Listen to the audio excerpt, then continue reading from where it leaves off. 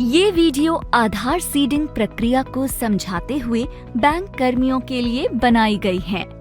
क्या आप मुझे आधार सीडिंग की पूरी प्रक्रिया बता सकते हैं? जरूर। आधार सीडिंग वो प्रक्रिया है जिसमें बैंक अपने कस्टमर का आधार CBS में लिंक करते हैं और लिंकिंग पूरी होने के बाद सीडिंग की रिक्वेस्ट NPCI मैपर को भेजी जाती है। मैपर में सीडिंग अपडेट होने के बाद ही लाभार्थी के अकाउंट पे आधार पेमेंट ब्रिज एनेबल होता है, अर्थात आधार फाइनेंशियल एड्रेस बन जाता है। क्या आप मुझे सीडिंग को सफलतापूर्वक पूरा करने के लिए बैंक द्वारा अपनाई जाने वाली प्रक्रिया बता सकते हैं?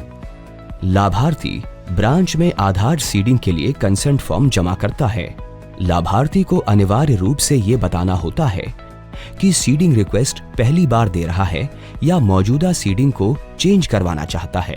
बैंक ऑफिशियल्स इंटरनल पॉलिसी के अनुसार सभी डिटेल्स को वेरीफाई करते हैं। उसके बाद आधार नंबर को कोर बैंकिंग में लाभार्थी के बैंक अकाउंट के साथ लिंक करते हैं और उसके बाद NPCI मैपर में सीडिंग रिक्वेस्ट ऑनलाइन भेजी जाती है। बैंक बैच या API के माध्यम से आधार सीडिंग रिक्वेस्ट NPCI मैपर में भेजता है। बैंक मैपर से रिस्पांस मिलने पर उसको वेरीफाई करता है। NPCI मैपर रिस्पांस से पता चलता है कि आधार सफलतापूर्वक सीडेड हुआ है या नहीं।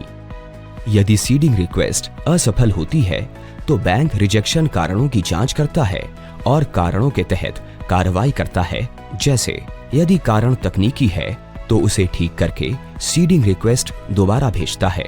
यदि कारण गलत डिटेल्स हैं, खास तौर पे उस बैंक का नाम जहां पर आधार पहले से सीडेड है, तो जरूरी सुधार के लिए लाभार्थी को बताया जाता है।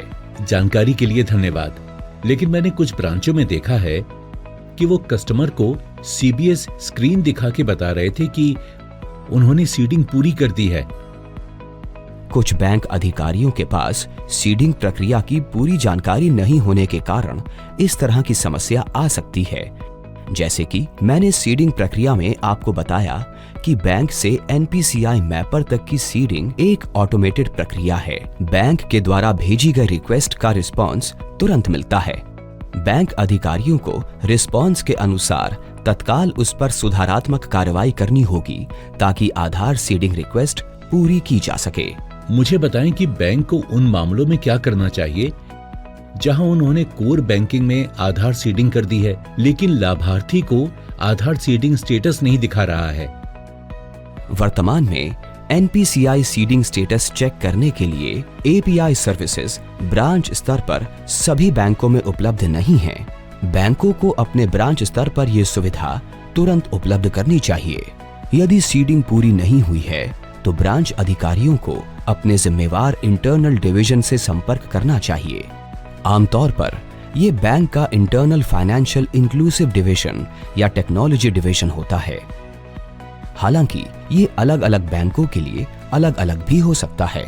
सीडिंग इशू बैंक के द्वारा आंतरिक रूप पर हल किया जाना चाहिए और सभी बैंक अधिकारियों को जागरूक होना चाहिए कि NPCI मैपर पे आधार सीडिंग की जिम्मेदारी और नियंत्रण बैंक के अंदर ही है और सीडिंग प्रक्रिया को पूरा करने के लिए NPCI मैपर में अलग से कुछ नहीं किया गया है। पूरी जानकारी के लिए धन्यवाद।